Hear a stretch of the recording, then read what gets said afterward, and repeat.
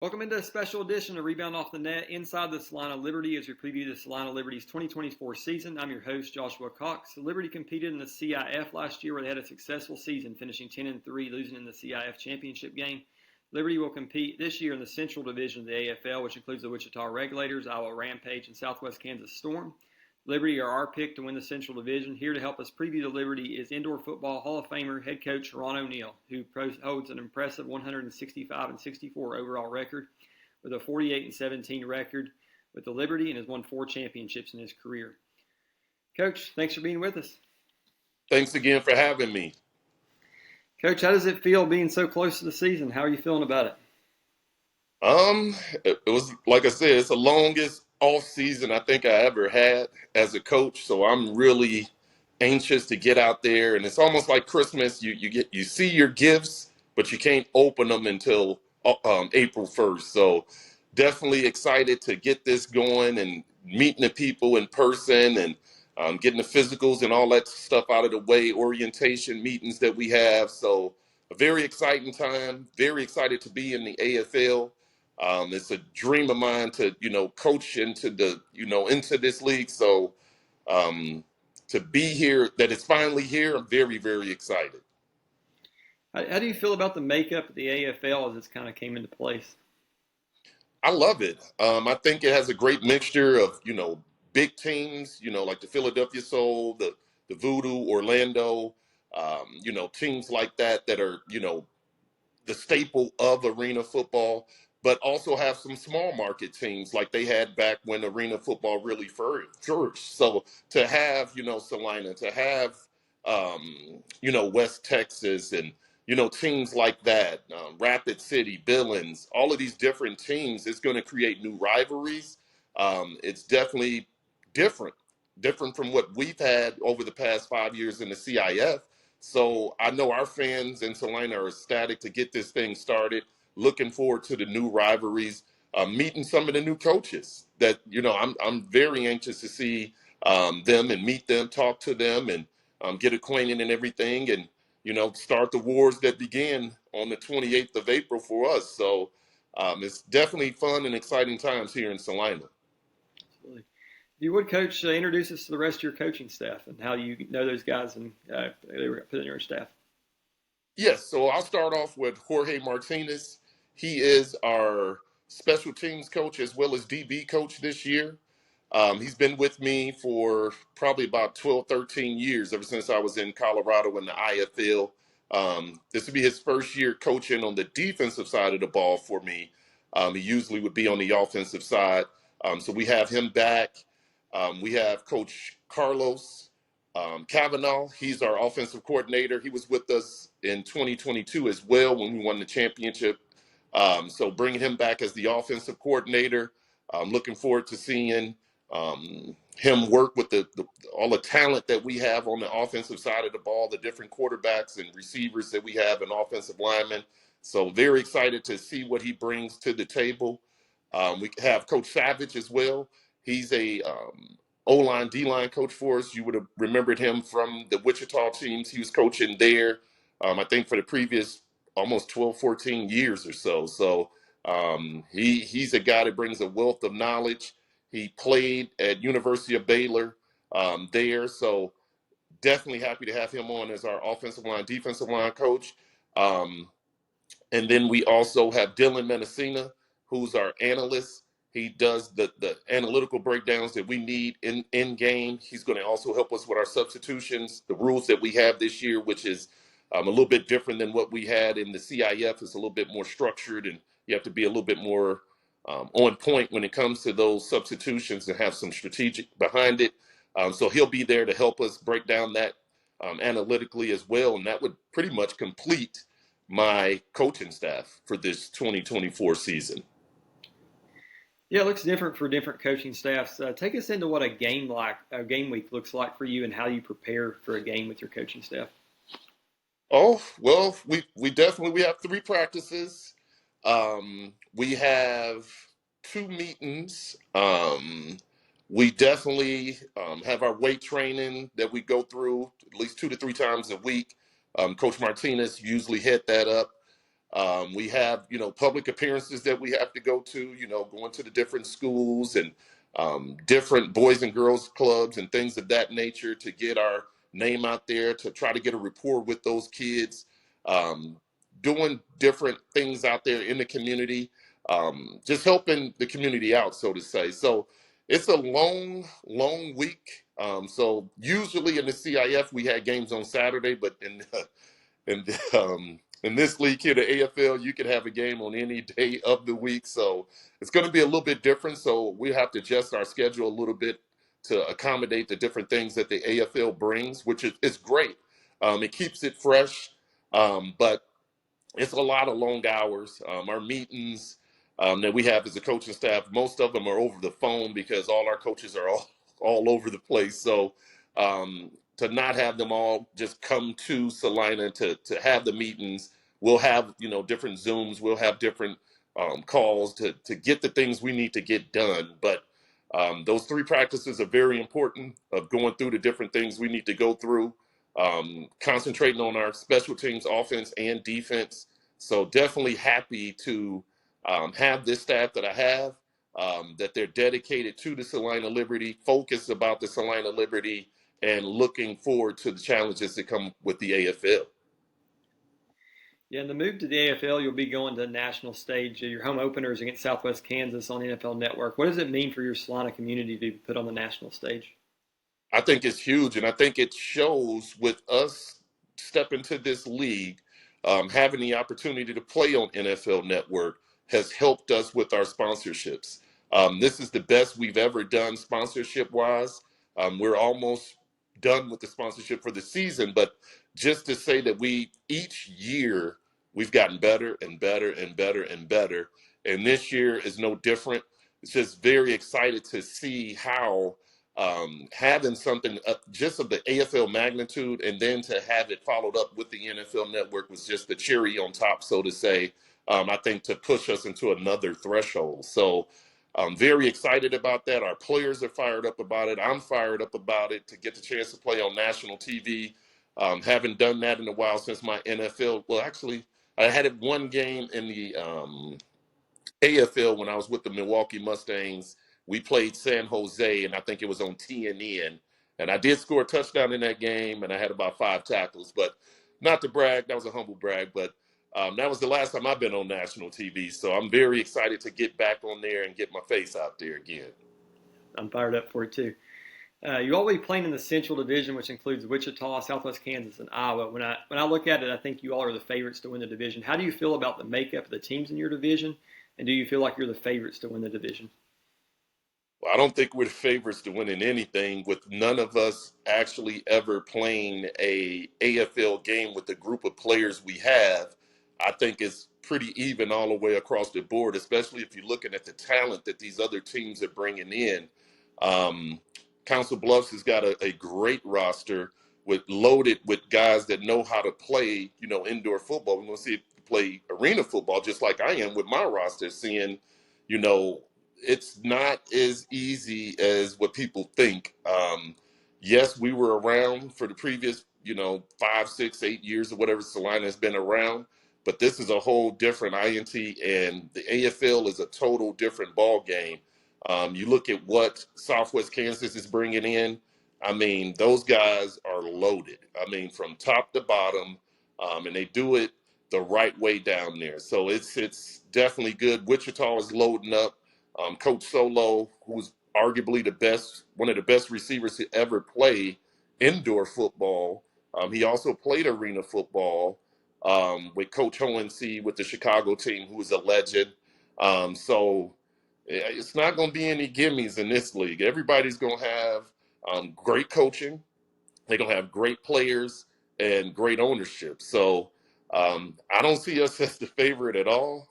Until we start playing some football games, maybe that'll change. But right now, I think we're all leaving because none of these guys have ever played arena football for the most part. We have probably in our division, probably about 5 or 6 guys collectively throughout the teams that actually played arena football. And then you look at some of the coaching staffs that they have. You look at Council Bluff, they got Donovan Morgan out there, who is the best receiver top 3 receiver to ever play arena football.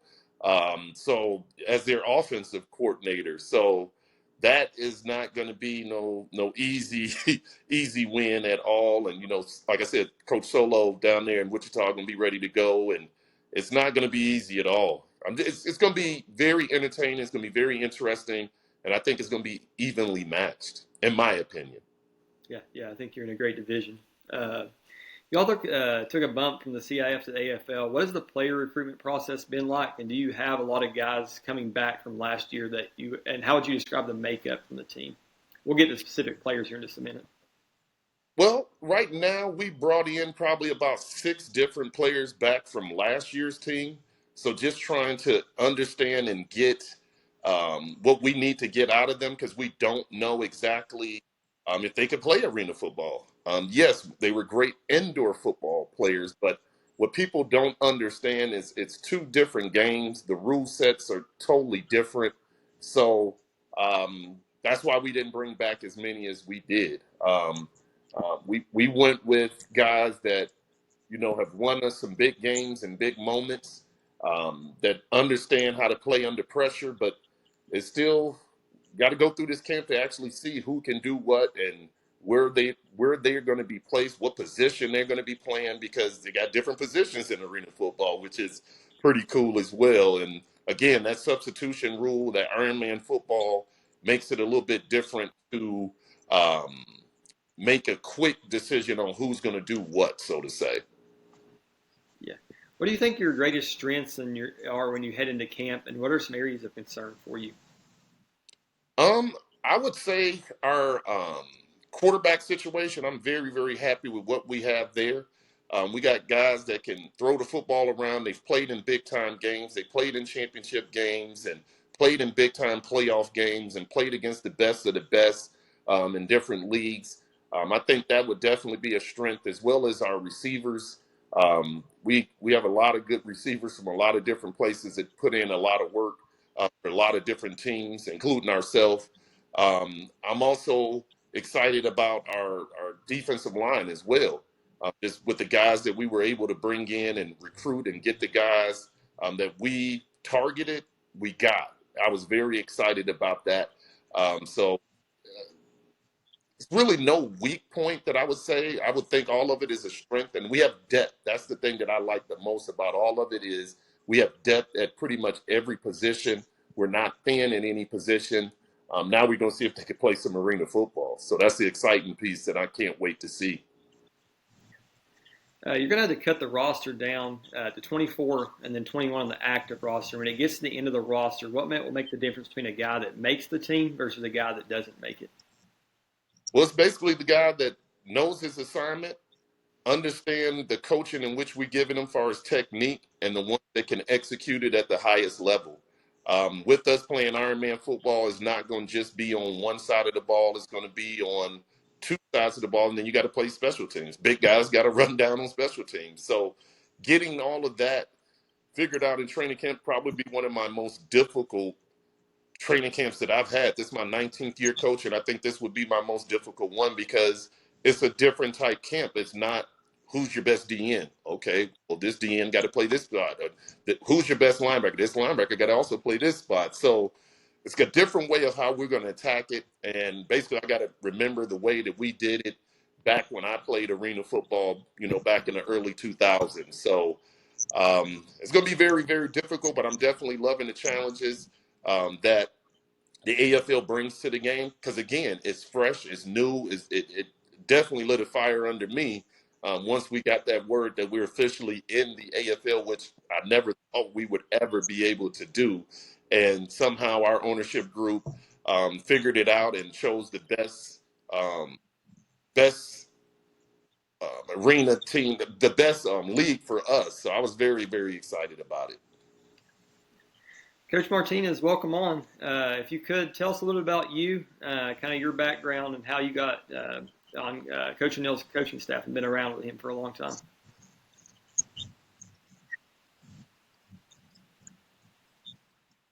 little bit. It's a pleasure to be on. I want to thank both of you for this opportunity. I'm from Colorado. I went to college at the University of Southern Colorado, which is now CSU Pueblo. At that time, I got the privilege of playing all three defensive back positions where I started out.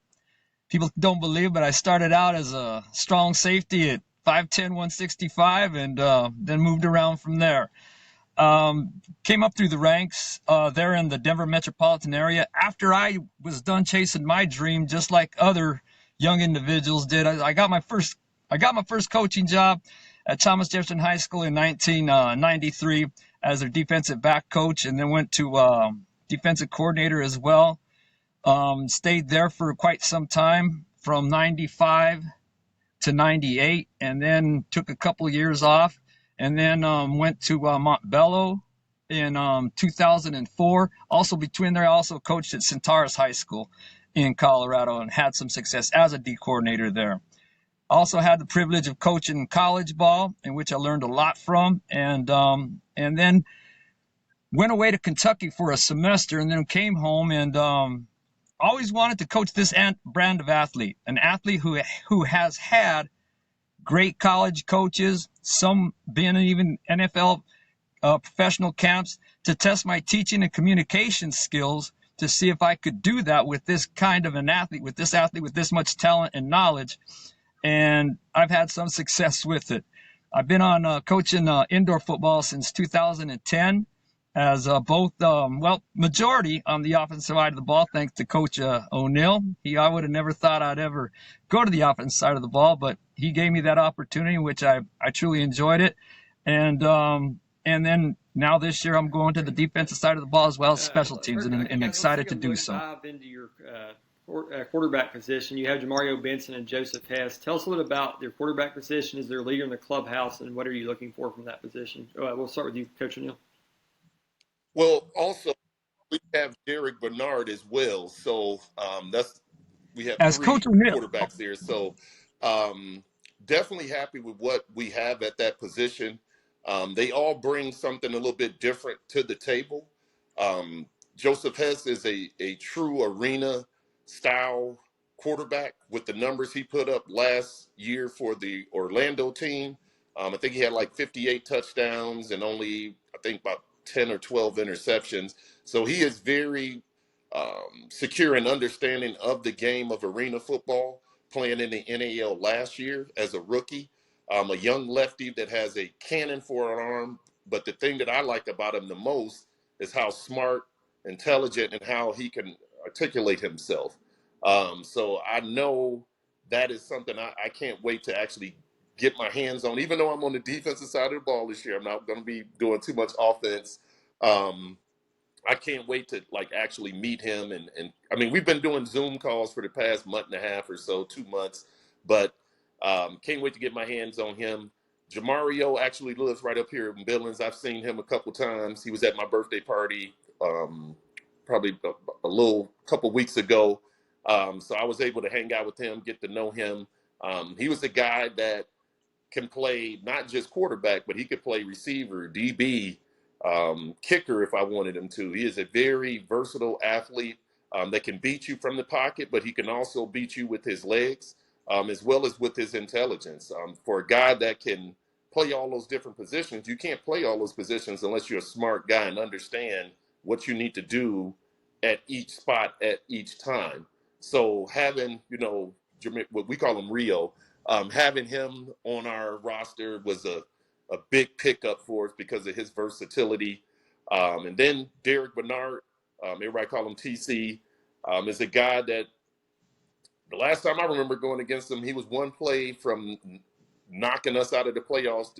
We were getting ready to go to the 2019 the championship, to play against the Duke City Gladiators, and he put on a performance that I haven't seen in a long time. And he did it against us, and we had a pretty good defense that year. And he also played for us in 2018. I've known Bernard since basically 2017. TC is a guy that's going to put you in the mind of a Lamar Jackson type player. I mean, he can house it and one. He could, with his arm, with his legs, with his smarts and intelligence, but he can do a little bit of everything. He's a true dual threat quarterback, and I can't wait to get our hands on him as well to, in this style of play, which is a little bit different, but just teams are going to have to be adjusted and ready to see what he brings to the table as well. So when you have those three type quarterbacks there, and all of them bring different dynamics to the table. I can't wait to see this competition play out in camp.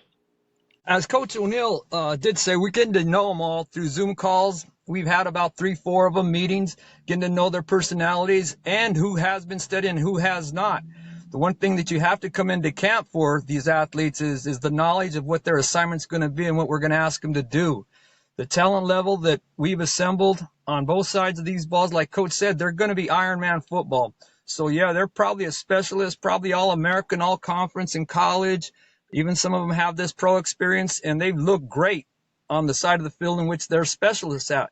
Now we just have to do is combine them to put that on the other side of the ball, what they haven't done in a while. There are abilities that I've talked to a lot of them, and what Coach O'Neill has just reiterated to them, if you're a defensive back, you better, you're doing your drills, but you better run routes. If you're a wide receiver, you better do defensive back techniques to get used to it. So when you come into camp, it's just not a learning curve or a revisiting curve. You're already have been training at it. So it's going to be exciting because no doubt this is a different type of athlete that we've recruited this year, and looking forward to seeing that talent there in training camp, just to see what they've been doing for themselves to help themselves out once camp starts on the other side of the ball, in which they're not used to playing. Basically, that we have height.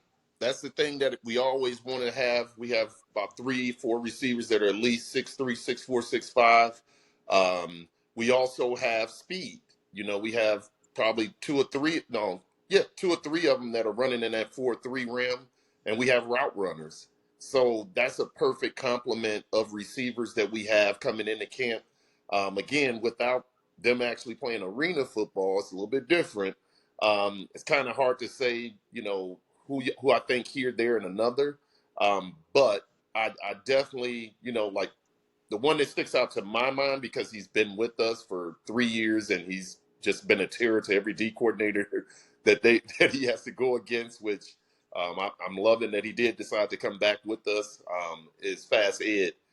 Is a guy that is a 4-3 guy that's a route runner all in one body, and he's a dynamic kick returner as well. He can play any of the receiver spots. If I asked him to play DB, he would be able to play DB. He's just a great athlete, and made some of the biggest kick returns in the last 2 years in the IFL as well as in the CIF. That when the game was on the line, we go all the way back to 2022. This is after he won the championship for us. He went up there to Quad City and he knocked out the Frisco Fighters with a kick return with pretty much no time left to knock them out of the playoffs and advance Quad City to the next round, I think to the championship round, if I'm not mistaken. And then you rewind it back to what he did last year in that game. I think it was against Billings. It was a tough fought game like always against Billings, and he had a kick return there that we housed, and it changed the whole dynamic of the game, and it really won the game for us. So to have a guy that can do all of the different things he brings to the table, I'm very, very excited of what he can do. But we have a lot of receivers that could do a lot of good things. It's just that's the one I know the most about, so that's the one I'll speak on because I've seen him. I've seen how he worked. I see that he's a leader. He's definitely not a follower, and when things need to be said, he's the one that says it. He's not a yelling and screaming type guy, but he's a more very direct, and he gets things done. He is a true leader, and I'm just thankful that he is blessing us with coming back again for another year for the Liberty. Yeah, the AFL game is passing heavy. So what will the running game look like for you, and how much will you use that? And will there be any guys that will get carries? Well, we have probably, 5 guys that can play that fullback position, which is a unique position because there is a lot of blocking that go into it. So it's not as much glory as in indoor football where you'll get the ball, 15 to 18 times a game. You won't get it as many times in this game. But the main thing is protect the quarterback. You have to block in the middle. So different, unique skill set. And then you also would have to either play defensive end or you would have to play linebacker. So a different type athlete that's going to be playing there, a bigger guy that will be playing there. Again, without me ever seeing any of these guys do this, it's kind of hard to say who is going to be the guy, who's got the inside track, so to say. You really don't know. I just know we've assembled with the recruiting that Coach Martinez and I have done. We've got some guys that can play some football, and it's going to be very, very difficult to make decisions on who's going to be the guy from each position to each position, which we have a different criteria which we've developed as a coaching staff of how we're going to do it, which I won't share on here, but something that it's going to be fun. Again, very, very different than what we've done before because of the unique skill set it takes to play these different positions. Yeah, speaking of skill set to play different positions, Coach Martinez, so the offensive line and defensive line, a lot of those guys are going to go both ways. What's the challenges in that in teaching both ways?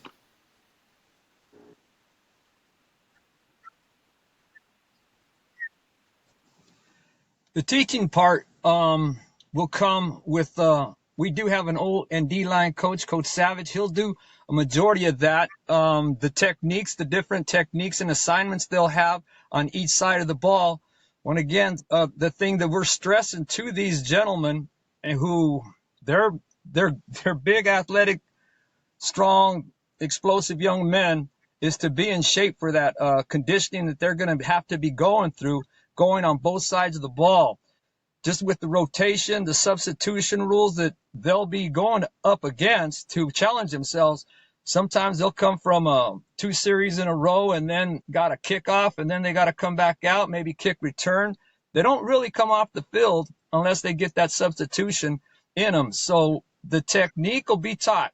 We'll have a good coach to do that on both sides of the ball for them. We have a plan, as Coach O'Neill just said. We have a plan for camp of how we're going to do it and an evaluation of them, and let them see where their strengths and weaknesses are on both sides of the ball on offense and defensive linemen. And we got a great group coming in. A great group. Well, I'll say Kelvin McCoy. He's been with us. He's been with me personally. This would be his 6th or 7th year with me. Coach Martinez has been there the last 5 or 6 with them because he actually played for me in Dodge as a rookie. But arguably the best offensive lineman in the league, bar nobody. He was the best offensive lineman in the CIF the previous 3-4 years. He's really come into his own with his leadership ability. He can play center, both guard spots. I've seen him play nose guard. I've seen him play defensive end. I've seen him stand out there. Coach can attest to this. Seen him play some linebacker in certain situations. So he's a very versatile athlete. He's a coach. He also coaches for our GM, Sam Settlers, coached at this one high school out there that, I think he coached against him is what it was. He coached against him. So he's a coach that he knows the X's and O's. I mean, I can put McCoy on the board and he can draw up every single play and tell you exactly the technique of what the receivers are doing, what the running backs are doing, what the quarterback's first reads are. Like, he's one of those type athletes that, he's not going to woo you with, how he looks or anything like that, or he's a, 600-pound bench press. That's not how he beats you. He beats you with this. And he is so happened to have great athletic ability, and he has brute strength to go with it. And he's a technician of the game that rarely gets beat. True, this would be a little bit different game for him as well, because we play indoor football. Now this is arena football, but I think Kelvin McCoy is a guy that's going to be something to look for. We have Big Colby. We just got him signed, and he played in the USFL last year. He started, I think, 7-8 games down there. He could play guard, center as well. Kenny Carter's another one that played in another league, but is a very dominant force that can play on both sides of the ball. We have Tyrese, who was last year he played for the Minnesota Vikings. So we got him at play some nose guard offensive line. Kellogg is a guy that played in the fan control league, also played some IFL football. Draquan played in the USFL. That's another one that can play defensive end, linebacker, fullback. He could do a little bit of everything. Just to name a few, I can't think of all of them because we got like 8 or 9 that can play the position, but that's I think that's probably about 4 or 5 of them that just come to the top of my head that have some accolades to go behind their name. Joe Grogan, he also played in the fan control league as well. He actually won the best bull rusher in the whole league. They had a contest because that league was a little bit different, but he won the best bull rusher in the league. So he can play both ways on the O-line and the D-line. He can play fullback, linebacker. Bobby McBride is a guy that played for the Omaha Beef. He actually played running back. He played fullback. He played defensive line. He played linebacker in the heavy package, and very, very athletic. He's a personal trainer. I'm thinking, did I miss anybody, Coach? I think, is that? So, No, I think you got everybody, Coach. That's pretty good off the top of your head. That's very good. Accolades there, and they're just looking, for these guys to come and do their thing. And we did pick up Pio as another one that played with the Tampa Bay Buccaneers. He can play defensive end, linebacker, fullback, offensive line. We have Big Pika. Pika Leota, he played with Billings last year for a little bit, and he also played for the Green Bay Blizzard in the IFL. Big Frank Darden, he played with the Southwest Kansas a little bit, is a massive of a man that can move his feet, can block, and do his thing there.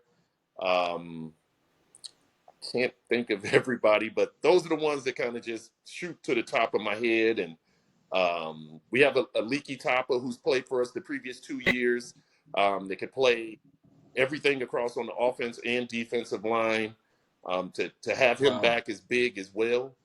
I think that's everybody, if I can remember. If I miss somebody, it's not that you're not important. It's just I couldn't think of everybody on just a quick drop of a draw there. But I think that's pretty much everybody that played the O-line, D-line, linebacker at least.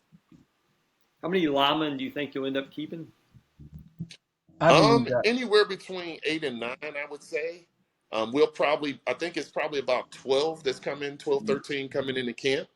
So it's going to be very, very stiff competition at that spot. And again, like I told the linemen, that's great if you're an offensive lineman and you play well on offense, but you have to play defense too. And it's great if you're a defensive lineman, but you're going to have to play on offense too.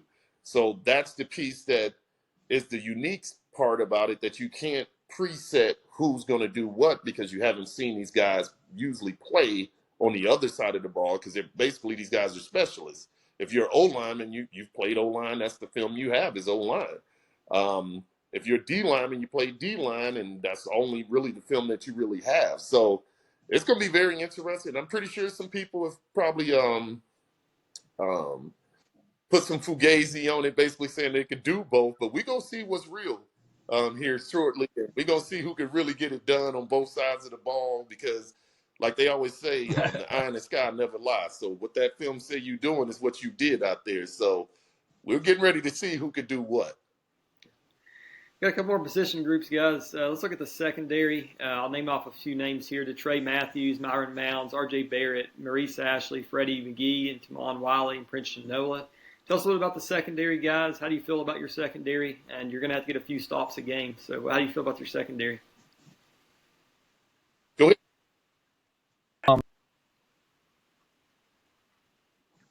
The secondary itself, as you just mentioned, it's very talented across the board. We'll have a couple of new individuals, rookies as I call them, that are very, very talented in their college film and their college days. But the nice thing about this is a majority of the DBs have played indoor ball before. Different style. Once again, it's a arena football, so you're missing one of one of the DBs back there, because you'll be playing with 3 DBs. Technique wise, it's going to be different, and we're going to teach something that's going to be even it's going to be a tool that they'll take with them for wherever they go, because it's just something that is going to be taught to them as far as their techniques to help us with this type of defense. We've had installed different items for them, and going to teach them. We have been over the board with them. They're learning it pretty good. And then just the learning curve of the indoor game, of the arena game from the indoor game, and the technique in which they're going to use to help them defend us and make us successful as a defensive back unit. And of course, we want to lead the whole just to the whole echo league what he said, we in want to lead the interceptions. league in interceptions, but we also want to lead the league in forced turnovers as well.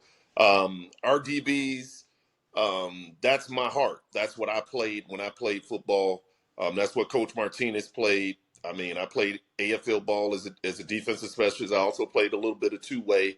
But DB is where it's all said and done for me. Each year, how our DBs go is how we go as a team. And when we don't have good DB play, you see us struggle defensively. So with this being an offensive game and a lot of scoring is going to happen, a lot of one-on-ones, we went after different skill sets that I think are important to playing defensive back. We have some that are, my height, in that 6'2" ram, 6'3" ram. But we also have some that are different, that are in that 5'9" ram, that are supreme backpedalers. They can come out of their breaks real even, great balance. We got some great athletes back there that I can't wait to get my hands on. And, with the meetings we've had, the past 2 months of going through these Zoom calls, getting all this stuff together for these guys, it is different. Because like Coach Martinez said, you're down one, you have one less DB. We still try to implement as many NFL concepts as we can, far as the actual play. But it definitely changes it up when all you have is 3 DBs. And it really creates a lot of one-on-ones. And you want DBs to be able to not get nervous when it's a one-on-one situation, and actually thrive in that situation is what we try to do. It's almost like how some people, I would never do this, but I've seen this on YouTube and some other stuff, how they throw a baby in the water and they just swim. I don't know why you would do that, but that's what we're going to do with our DBs. We're going to baptize them right in that hot grease first day. We want to see who is who, and the best player as far as covering, the best player as far as technique, the best player as far as execution of the play are the ones that we'll keep.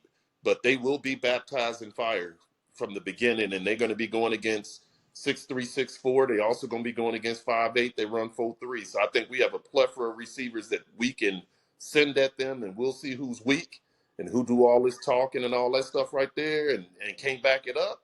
We're going to get them up out of there and go play for somebody else with all that talking.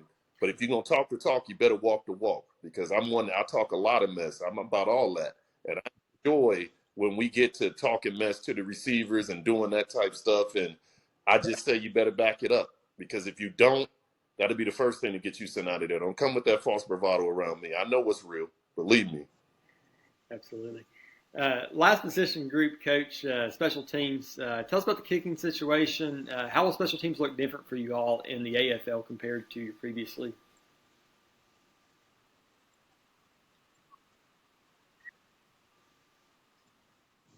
The kicking situation, I feel very confident in. Found Luis Fierro out of in fact, he kicked in Colorado College, and we found some film on him, and I just think he's a hidden treasure.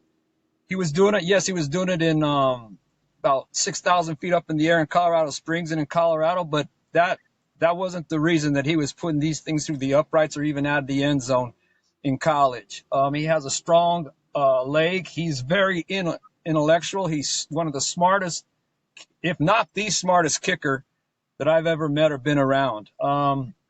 He works hard. He's a leader. He's even becoming a leader, so he's going to help out with that as far as being a leader on the specialty teams.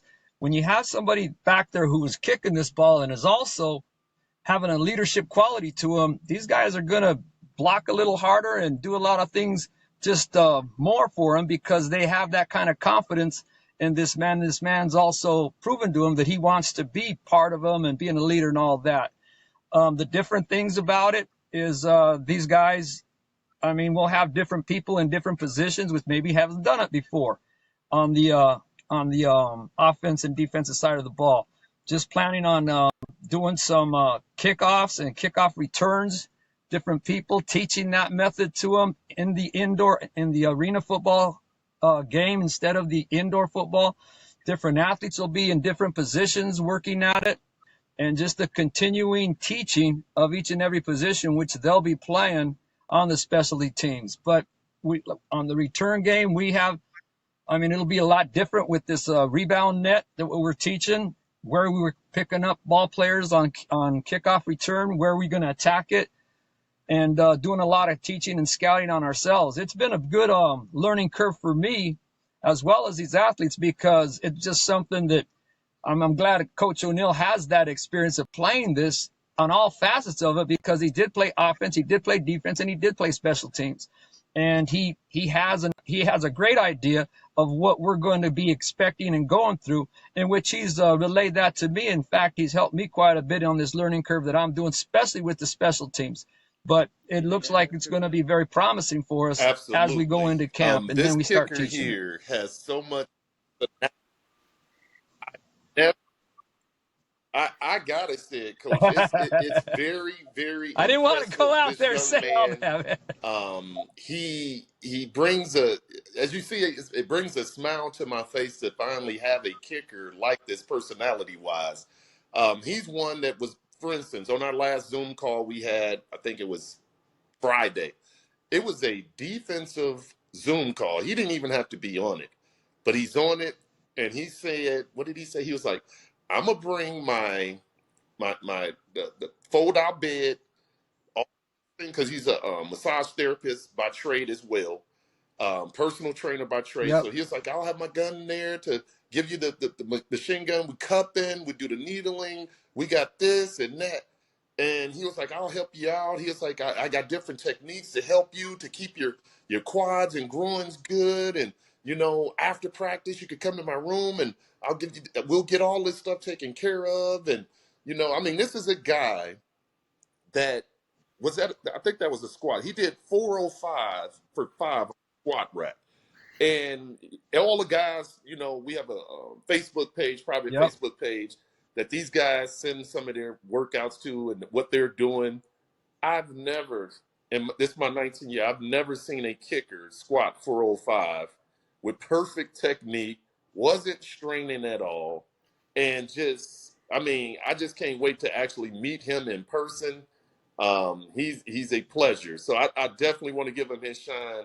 And Shannon Potts from Hidden Gems is a guy that I use, one of the guys that I use for recruiting.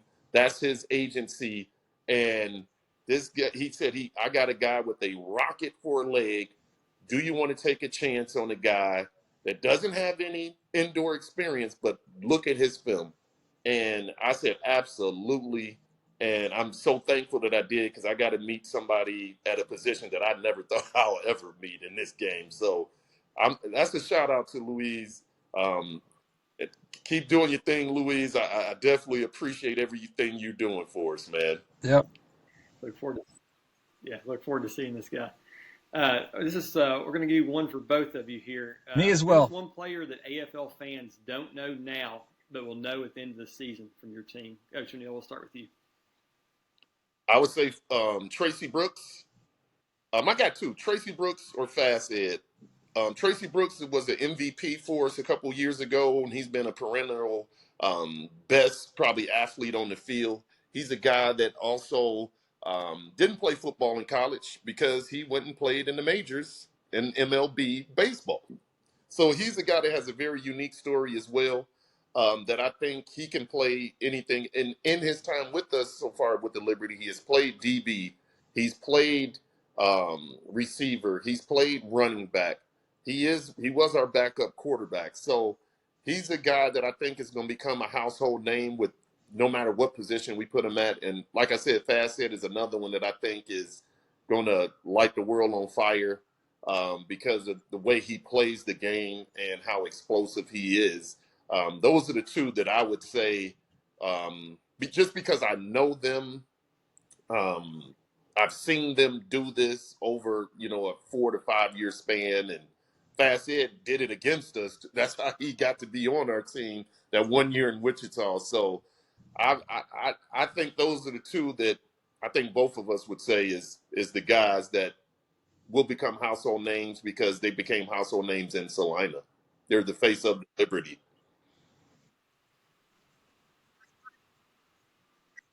I totally agree, Coach. Maybe just one more I'd like to add on that, and he has played for us, and we he's played for us, Coach, and we've competed against him. Both of us here in Salina, and also I had to deal with him in the IFL when he was with the Nebraska Danger, and that's Derek Bernard. Very he's just a very unbelievable talent of a quarterback, such as what Coach O'Neill said about Tracy. Played in the minor leagues in professional baseball, has that kind of skill set to him, and he's very Tell us electric. a bit And about guys, people are what going to training remember camp him look after like for they you all. see What are him. your plans for camp? Well, basically, we'll have 2 inner squad practices, inner teams. Like we'll go against Wichita, we'll go against Southwest Kansas in the preseason. We'll also have probably about 10 practices on top of that to have an evaluation, a great look at the guys, to see who fits into what we're trying to do. This camp is mostly mental anyway, because if you don't know what you're doing, there's no way of you being able to compete, because you're not going to know where you're going. So you're not going to be able to show off your your athletic ability. So I would say it's going to be a lot of mental things going on. It's going to be some walkthroughs that go through, a lot of practicing, and they're going to have their chance to shine against some other teams as well, to kind of give us what we need to figure out who's who, who's going to bring what to the table, and start making a pecking order. Because just because we think these guys are going to be household names or whatever, it could be somebody else that's out there that can beat them out. You never know. I mean, that's why you go to camp. And the thing, like I said, we only brought back 5 or 6 guys, and I'm looking forward to seeing what the guys we did bring back, what they bring to the table. Do they still add value, or do they not? Different game, different type of athlete. But more so looking at these new ones that's coming in, basically the 25 to 27 new guys that we have never coached. I'm very much looking forward to seeing what they bring to the table and how they get down as well. How many guys total are you going to bring to camp? We'll bring 35 into camp, and we'll cut down to 24 before our first game.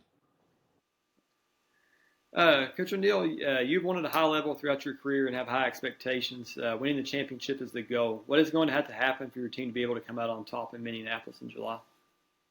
Well, first off, we got to come together as a team. That's the most important piece. The chemistry of the team is what usually pushes you through that threshold of winning a championship, or even playing for a championship. Because yes, our goal every year is to win the championship game, try to be the number 1 seed, and that, yes.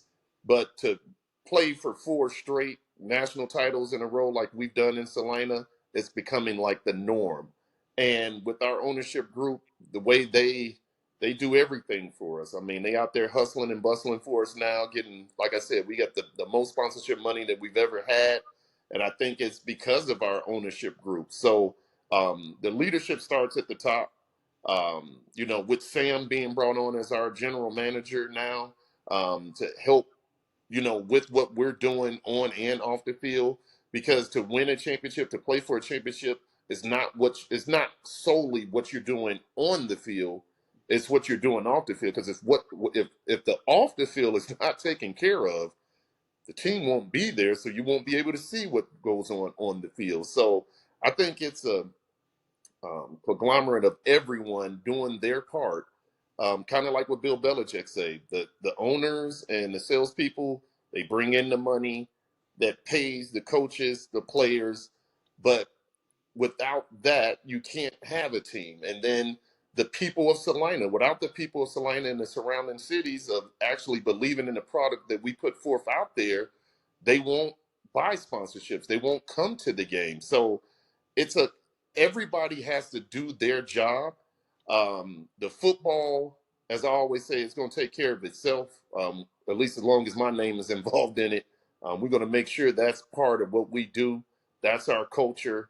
I seen something on ESPN First Take, and this was last week, and Stephen A is the ultimate hater of the Dallas Cowboys, and so of course that was the topic. What is the Dallas Cowboy? What is their makeup like, and what is their mindset like, and is that a winning atmosphere? And he's like, absolutely not, and this and blah blah blah, and I forget who's the other guy that came on. He was like, well, everybody's gonna have a losing atmosphere. It's only going to be one team that win a championship. He's like, well, at least if you make it to a conference championship or you make it to a Super Bowl, I consider that a good year. So I'm kind of in that same mindset as well. True, our mindset is always championship mindset. We want to win a championship, but it's only going to be one of these great 16 teams that's going to win it. And to be a contender every year is ultimately the goal for us. Yeah, a lot of great teams going to be in the league this year. Last question for you guys. Is there something about your team or franchise that is not on paper that you'd like fans to know? And with that, do you have a message for the rest of the league about your team? What I would say is, the thing that's good about our ownership group, all of them live in Salina. So some of the fans may not know them because they're not all that, outgoing. We got one or two that are very outgoing, but I'm not going to say their names. I think that they are. But a lot of our owners are kind of laid back. They're not braggadocious. They don't say much. You wouldn't even know that they owned a team there. So I just want to just give a shout out to them because they are truly the ones that do the heavy lifting. I never went to a place. Like I said, it's my 19th year. I've never seen the ownership group be the sales group ever. It was a different thing. I've never seen that before. You hire a sales crew and let them go sell, and they answer to the owner or the GM. This is different. Every single one of our owners sell.